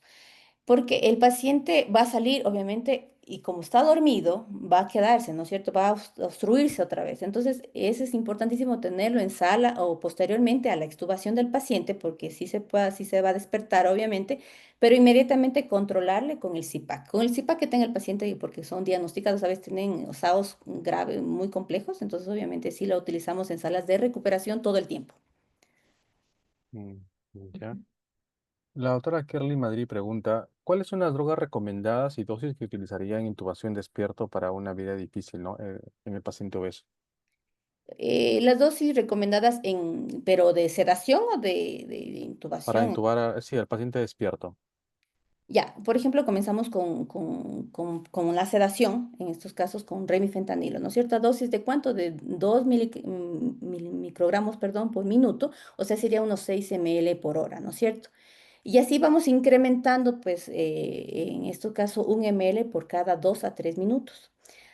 ¿Cuándo vamos a alcanzar? Pues es un grado de sedación con una escala de Ramsam de 2 a 3, donde el paciente esté todavía colaborador, responda a estímulos verbales y lo máximo que podemos utilizar en esos casos son 6 microgramos por minuto, o sea, se diría unos 18 ml por hora, si utilizamos un remifentanilo, por ejemplo. Si utilizamos una dexmedetomidina, pues iniciamos con 0,6 a 0,7 más o menos de microgramos kilo hora, ya por bomba de infusión, y luego vamos bajando a 0,2 microgramos por kilo hora y así hasta evitar en estos casos que no exista ni bradicardia ni hipotensión en los pacientes. Ujú. Y La eso. doctora, el doctor también hizo la misma pregunta, el doctor Edwin, se le respondió ahí. Voy a ver si hay otra pregunta. Dice el doctor Carlos de la Cruz. Buenas noches, doctora. En el paciente obeso, dice, en el postoperatorio inmediato de cirugía endoscópica nasal por sinusitis crónica, presenta tos persistente, exigente, disnea de saturación y al examen crépitos. ¿Ello se relaciona a extubación o cómo sería el manejo en esta situación si tenemos ya un paciente con estos síntomas? En estos casos no es segura la extubación. Ya estamos con signos de que hubo una dificultad al momento, como es una cirugía de nariz. Obviamente va a ser muy difícil, entonces sí debemos en estos casos preparar que sea llevada a unidad de cuidados intensivos o intermedios para poder luego extubar, dependiendo cómo se vaya a generando la recuperación del paciente con la cirugía. No en todos Ujú. los pacientes hay que extubar, en estos pacientes ya que tiene este signo, pues ya tiene crepitantes, ya tiene alguna alteración, no podemos extubar de Claro. manera segura, absolutamente no. O en todo caso podemos hacer con una guía de intubación, sí, pero no es seguro, en absoluto. Claro. No sé si hay otra pregunta. La doctora Paola Zárate te pregunta, ¿qué opinión tiene de la combinación de ketamina y desmedetomidina para intubación despierto en paciente obeso? Si está de acuerdo, ¿qué dosis nos recomienda? Le- la- em, en estos casos, la desmetomidina sí la recomiendo. Como digo, en estos pacientes despiertos lo mejor es hacer la utilización de un solo fármaco, porque se ha visto mejores resultados para evitar que se deprima el paciente, ¿no es cierto? La combinación de 2 o 3 medicamentos en estos casos será engorroso, sobre todo en paciente obeso. Y en cualquier otro paciente, bueno, sí, la ketamina sí se puede utilizar. Pero en pacientes obesos no. Acuérdense que el paciente, la grasa que tiene alrededor de todo su cuerpo, pues va a recircular muchas cosas. Entonces, obviamente, la parte en estos casos de destilación del medicamento va a ser muy lenta. Es por eso que en pacientes obesos hay que tener mucho cuidado al momento de poner dos fármacos unidos. Ujú. Son las preguntas. Una pregunta adicional, ¿no? Eso de mi parte. Claro. ¿Usas siempre la preoxigenación apneusica en el paciente obeso para intubar? Piden las imágenes, la cánula binasal, ¿siempre la usas? Esa técnica realmente yo trabajo con pacientes obesos Ujú. todo el tiempo, como había dicho al inicio, pues trabajamos a nivel de todo el Ecuador, pues sí, es una técnica genial, como le digo, porque nos da un tiempo máximo. Y a veces sí me he demorado en intubar, a veces depende de la clínica donde estemos también, obviamente yo llevo mis implementos para intubar, pero ha sido una técnica que me ha dado unos resultados de una apnea, o sea, una saturación alejada a los 4 minutos que hablamos de una desaturación en el paciente. Entonces, sí se puede utilizar, debemos utilizarla, tenemos que comenzar a utilizar, sobre todo en este tipo de pacientes, o que tengan SAOS también. Pacientes con SAOS es muy importante hacerle una oxigenación grande y que esté lleno de oxígeno nuestros pulmoncitos en estos pacientes. Ujú. Sí, muy importante. Y en el proceso del aprendizaje del manejo de la vía aérea en el paciente obeso, ¿cuál considera que son los errores más comunes? Confiados, todos somos, no sospechamos nunca, le llegamos al paciente, llegamos con paciente con vía aérea difícil, le vemos obviamente el cuello grande, ancho, y nunca sospechamos que vamos a tener una vía aérea difícil. En estos casos, como digo, la visita preanestésica debe ser exhaustiva antes o unos días antes también, porque ha habido muchas fallas. Hemos comenzado, a veces comenzamos con una anestesia, por ejemplo, vamos a hacer una anestesia regional, neuroaxial, y terminamos haciendo una anestesia general en estos pacientes obesos. Entonces tenemos que tener un plan siempre y cuando veamos un paciente entrar por nuestro quirófano obeso. Siempre, siempre, no hay dónde, porque es algo que nos va a beneficiar muchísimo, teniendo guías, teniendo a un equipo también que te apoye para poder hacer esta intubación. Si es que en el caso no hay un videolaringoscopio, un fibrolaringoscopio, sí tener un equipo muy generoso para que pueda ayudarte a a la intubación con muchas maniobras, porque a veces, obviamente, pacientes demasiado altos, en mi caso he tenido pacientes con índice de masa corporal hasta de 63, es súper alto. Y ha sido bastante difícil la intubación en ellos. Y el error más grande es no confiarnos, ah, no, este sí lo puedo intubar y pasar. Y simplemente tenemos que tener en cuenta todos los implementos que tengamos en estas clínicas o hospitales. Entonces, como recomendación, todo anestesiólogo debería estar preparado y deberíamos tener un videolaringoscopio tal vez. Sí, no, bueno, el videolaringoscopio sirve para todo paciente, ¿no es cierto? Ujú. Y es como ya había dicho en las imágenes en esa diapositiva, pues es de fácil aprendizaje, es de corto Sí, por aprendizaje. supuesto. Lo que sí hay que hacer en todos los pacientes para tener esa experticia, porque a veces Ujú. uno ve lindísima la imagen, pero al pasar el tubo, obviamente, por la misma dificultad bidimensional que hay ahí, la profundidad dices, no, por aquí no puedes entubar nunca. Entonces, obviamente, necesitamos prácticas, estar en constante información en esto mediante cursos que se hagan, es importantísimo. El videonoscopio sí lo debemos tener casi todos los anestesiólogos y sobre todo en áreas de emergencia. Perfecto, doctora. Un último consejo para el manejo de la vía en el paciente obeso.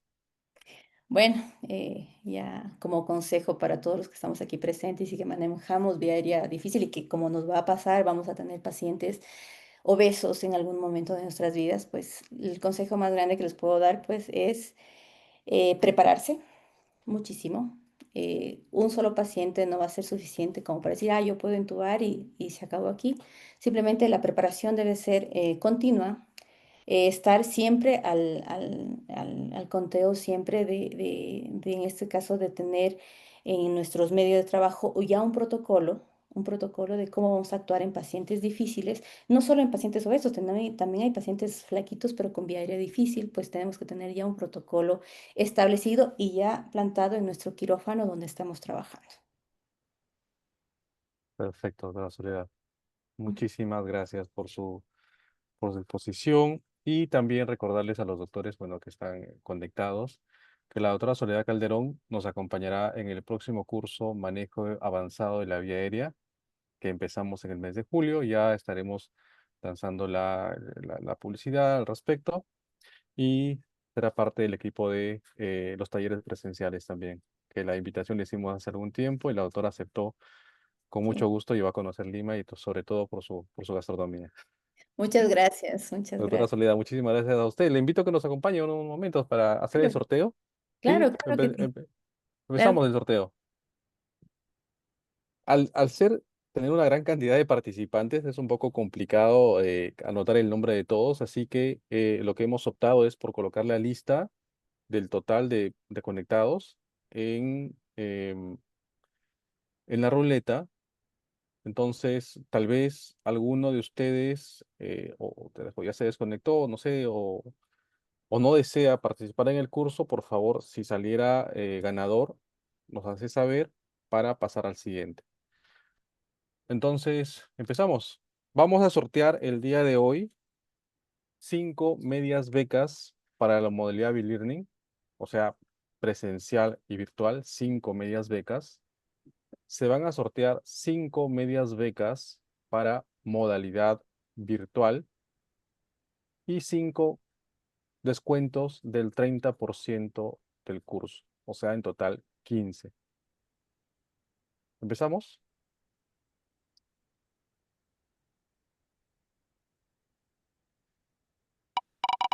Por favor, quien resulte ganador, vamos a ver.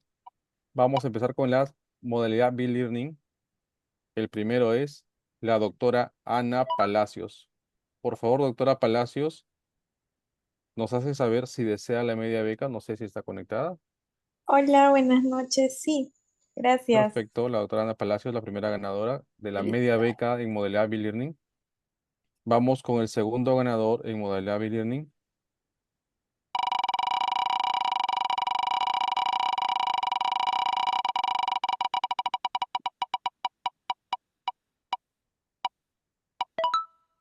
Tenemos a la doctora Pierina Orbegoso.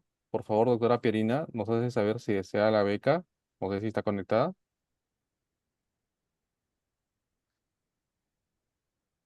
5, 4, 3, creo que no está conectada. Ya se desconectó. Vamos con el siguiente.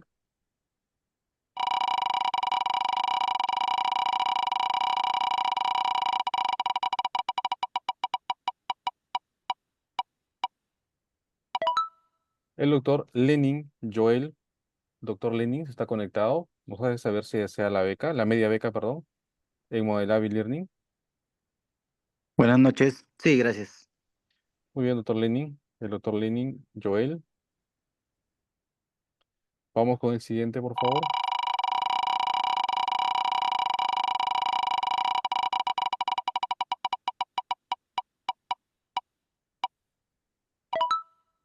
La doctora Shirley Miranda. Doctora Shirley, por favor, nos hace saber si desea la media beca. Modalidad Learning, presencial y virtual. Recuerden, el curso de eventos críticos en el paciente pediátrico está dictado por docentes nacionales e internacionales. Tenemos como ponentes internacionales la doctora Gabriela Merino desde México, es anestesióloga pediatra. El doctor Rafael Herrera, que es anestesiólogo cardiovascular pediátrico, que es un referente latinoamericano en lo que es reanimación. Tenemos médicos nacionales, neurocirujanos, otorrinos, neumólogos, pediatras emergenciólogos, intensivistas también pediatras, y anestesiólogos que nos van a ayudar cada uno en su área referente al manejo de las emergencias y los eventos críticos en el paciente pediátrico. La doctora Shirley Miranda entonces no está conectada, parece. Doctora Shirley, vamos con el siguiente.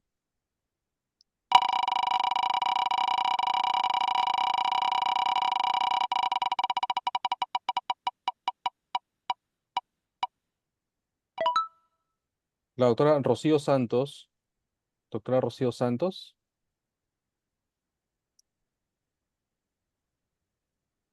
nos hace saber, por favor.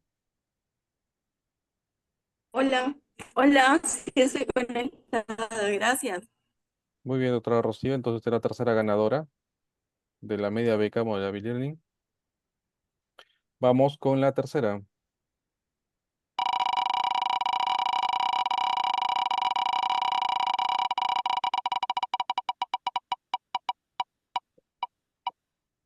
La cuarta, perdón por la cuarta. El doctor José Castañeda. ¿Está conectado el doctor José Castañeda?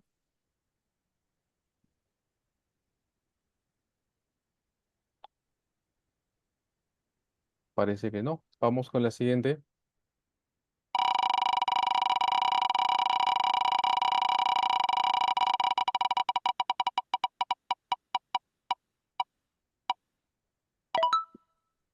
La doctora Akemi Watanabe. Perdón, Yolanda Soto, ¿verdad? Yolanda Soto. Sí, buenas noches. Doctora Muchísimas gracias. Yolanda. Muy bien, doctora Yolanda. La doctora Yolanda Soto, entonces, es la ganadora de la cuarta media beca en Modelable Learning. Y vamos con el último ganador de la Modelable Learning. Empezamos.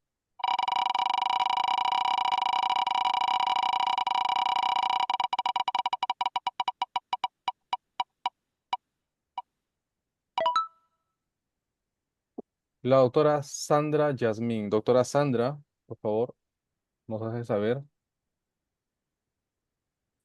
Hola. Creo que no está conectada la doctora Sandra Yasmín. Vamos, vamos con la siguiente.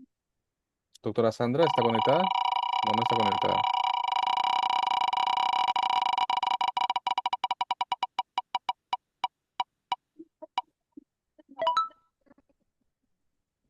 La doctora Yuneli Ruiz.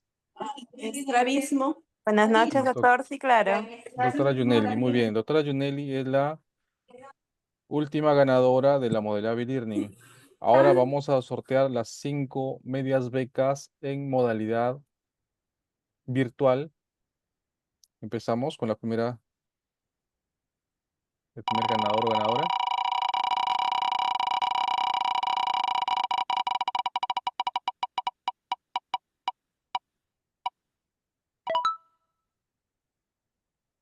La doctora Paola Zárate.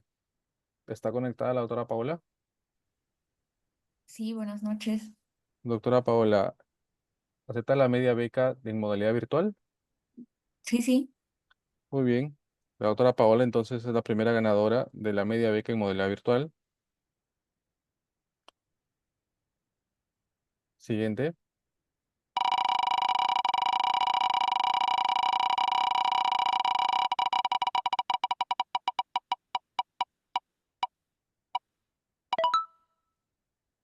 La doctora Daisy Cristina Rosario es la siguiente ganadora. Doctora Daisy, ¿se encuentra conectada?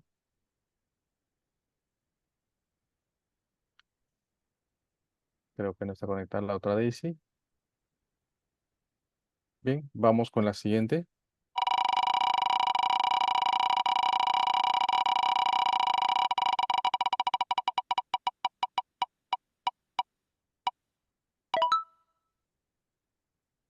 El doctor Daniel Apaza.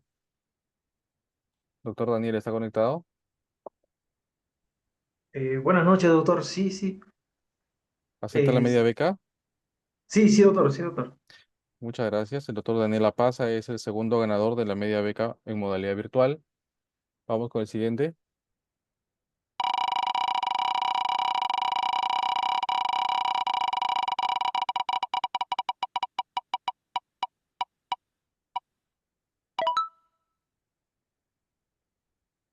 El doctor Saulo, me parece que Saulo había salido anteriormente, no estaba conectado. Doctor Saulo,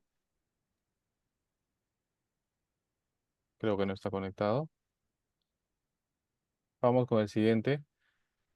Dentro de los ponentes tenemos al doctor también Diego Piteri, que es un docente de la Universidad Científica del Sur de la Clínica de Simulación y nos hablará sobre la importancia de la simulación clínica en el manejo de emergencias en pediatría. Considerar que el entrenamiento es muy importante para poder actuar en eventos de crisis. La doctora Kelly Santa Cruz. Doctora Kelly, ¿se encuentra conectada? Buenas noches. ¿Cómo está, doctora? ¿Acepta la media beca, modalidad virtual? Sí, sí, la deseo. Muy bien, doctora Kelly, usted es la tercera ganadora entonces. Vamos con el siguiente. Otro de los temas a tratar será por la doctora Patricia Yaque, neumóloga pediatra del Hospital del Niño de San Borja, que nos hablará sobre las emergencias respiratorias en el paciente pediátrico. Doctora Olga del Pilar, ¿se encuentra conectada? Buenas noches, sí, sí estoy conectada, doctor. Muchas Doctora gracias. Olga, muy bien. Doctora Olga del Pilar, usted es la cuarta ganadora de la media beca en modalidad virtual. Y Gracias. la última media beca en modalidad virtual.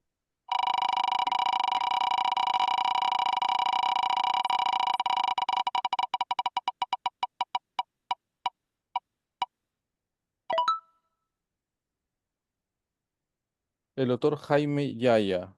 Doctor Jaime, ¿se encuentra conectado? Doctor Jaime, parece que no está conectado. Vamos con el siguiente.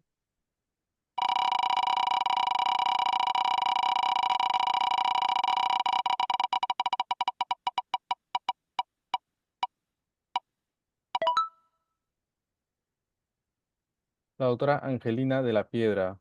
Doctora Angelina, Aló, buenas ¿qué noches. tal? Buenas noches, doctora Angelina. ¿Acepta usted la media beca? Sí, gracias. Pues, doctora Angelina. Entonces, es la ganadora de la media beca virtual. Son los 5 ganadores. Vamos a sortear 5 descuentos del 30%. Empezamos.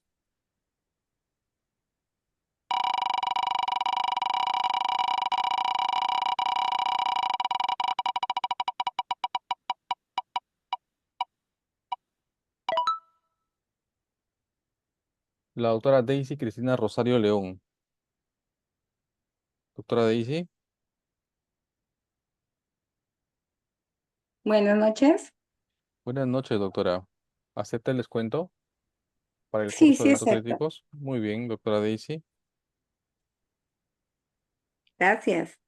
A usted, muchas gracias. Vamos con el siguiente.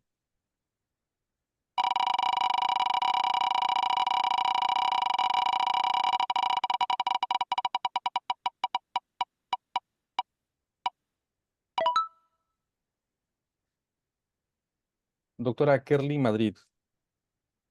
¿Se encuentra presente, doctora Kerly? Hola, doctor, buenas noches. Sí, gracias.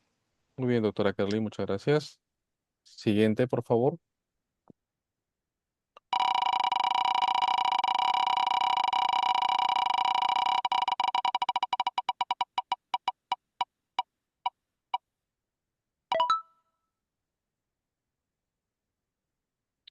El doctora Winifred Gutiérrez. ¿Se encuentra conectado? ¿Qué tal, doctor? Buenas noches. ¿Qué tal, doctora? ¿Acepta el descuento? Claro, doctor, gracias. Muy bien. Dos más, por favor. Eso sonó como a un bar. Vamos con el cuarto ganador.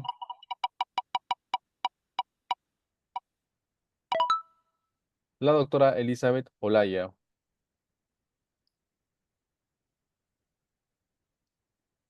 Doctora Elizabeth, ¿se encuentra presente?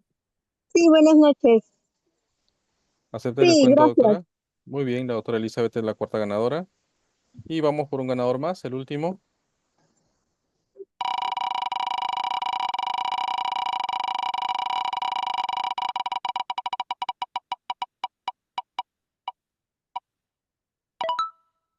Y la doctora Judith Andrea Barreto. Doctora Judith.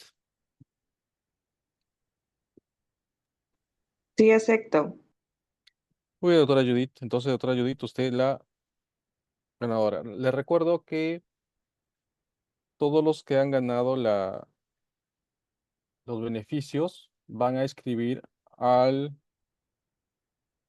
correo electrónico.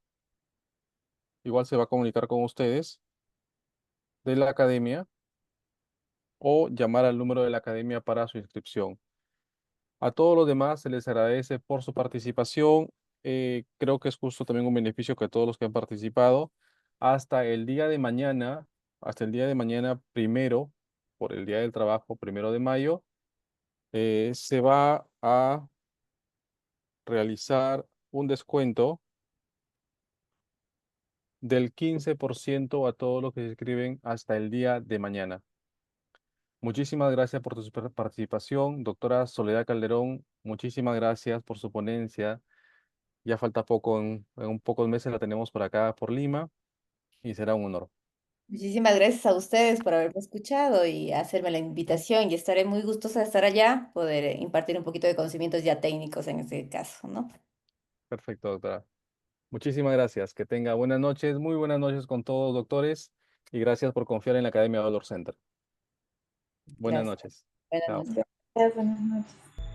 Webinar gratuito Manejo de la vía aérea en pacientes obesos. Doctora Soledad Calderón, desde Ecuador, médico anestesióloga.